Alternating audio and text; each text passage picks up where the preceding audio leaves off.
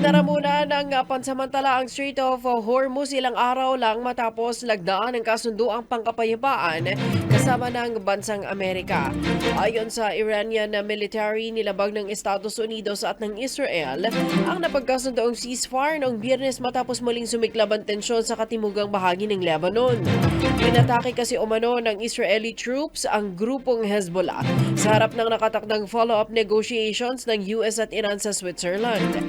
Parehas umano na inaakusahan ng Israel at Lebanon ang isa't isa na lumabag daw sa tigil putukan. Sa kabila ng anunsyo ng Iran, sinabi ni US Central Command o ng US Central Command na nanatiling umaandar ang mga sasakyang pandagat sa Strait of Hormuz kung saan dumadaan ang bulto ng produktong petrolyo sa buong mundo. Nagbabala naman ang Iran na maaari pa itong magsagawa ng iba pang hakbangin kung magpapatuloy ang pag-atake sa nasabing rehiyon. Radyo natin nationwide. Kasama po ninyo sa ngalan ni partner Angelo Palmones, Cheska San Diego, Bobadilla. Narito po ang ating headlines ngayong Lunes ng umaga. Radyo natin nationwide. Ang Strait of Hormuz muling isinara ng Iran matapos sumiklab ang tensyon sa Lebanon.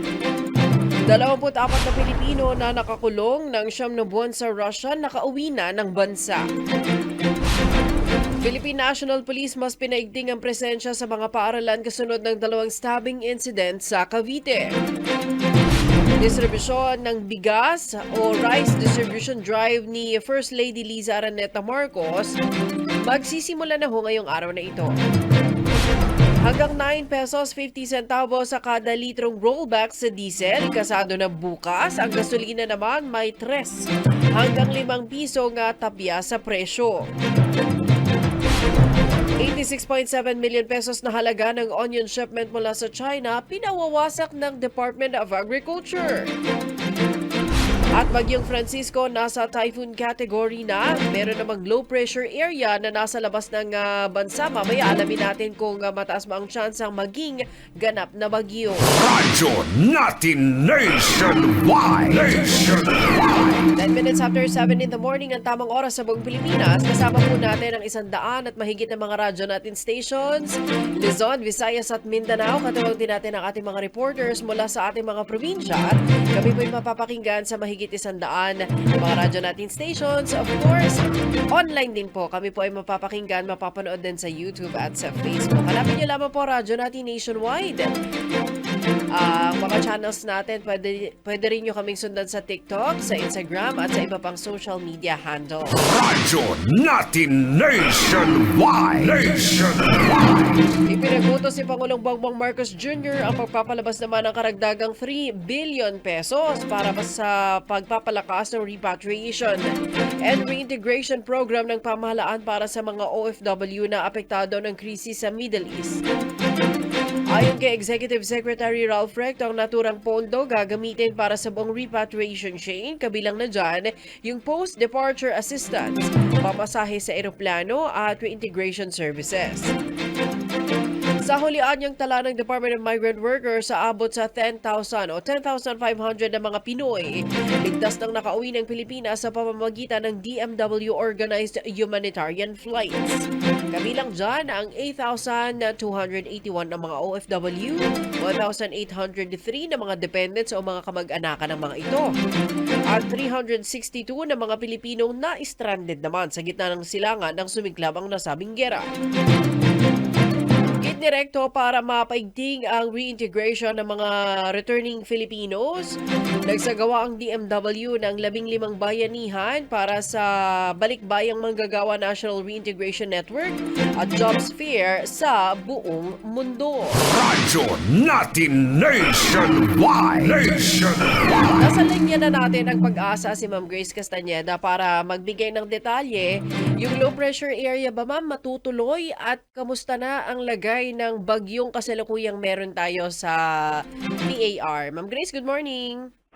Good morning din po, Miss Cheska, at sa ating po mga taga-subaybay. Update po muna dito sa monitor natin na Bagyong Francisco. Bahagya po itong nag-intensify pa. Binabaybay pa rin ito yung karagatan. Huling namataan ng sentro sa layong 715 kilometers east ng Tuguegarao City, Cagayan. Taglay na po ito yung lakas ng hangin na 140 kilometers per hour malapit sa sentro at pagbugso na umaabot sa 170 kilometers per hour. West-northwestward po yung pagkilos nito sa bilis na 30 kilometers per hour. Sa kasalukuyan, meron tayong nakataas na wind signal number 1 sa Batanes at sa northeastern portion ng Cagayan. Kasama na po dyan yung eastern portion ng Babuyan Island. So, possible po sa mga areas na ito yung bugso ng malakas na hangin and posible pa rin po ito magdulot ng damages, lalong-lalo na sa mga structures na gawa sa light materials. Kaya pag-iingat pa rin para sa ating mga kababayan. And throughout po ng passage nito ni Bagyong Francisco, yung highest possible wind signal natin is wind signal number 1. While sa mga pag-ulan naman po, for now, wala pa pong dalang mga pag-ulan directly itong si Bagyong Francisco sa anumang bahagi na ating bansa. Ngunit kasabay po ng pagkilos nito is bahagyang hinihila din ito yung southwest monsoon o habagat. So sa area po ng Palawan, Visayas at Mindanao, malayo po yung areas na yan sa Bagyong Francisco, but maulan din po yung panahon sa mga lugar po na yan, dala naman po ng southwest monsoon o habagat. Well, dito naman sa Metro Manila and for the rest of Luzon, kung may mga pag-ulan po tayong mararanasan, mostly yung mga biglaang pag-ulan lamang po ulit, lalong-lalo na sa hapon at gabi. Possible pa rin yung paminsang malakas po na pag-ulan, lalong-lalo na kapag meron tayong severe thunderstorms. And for latest track naman po ni Bagyong Francisco, generally nakikita po natin throughout the forecast period, hindi ito maglalandfall sa anumang bahagi ng ating bansa. Ngunit kapag medyo magiging mas pakanluran yung pagkilos po nito, posibleng lumapit ito sa area ng extreme northern Luzon.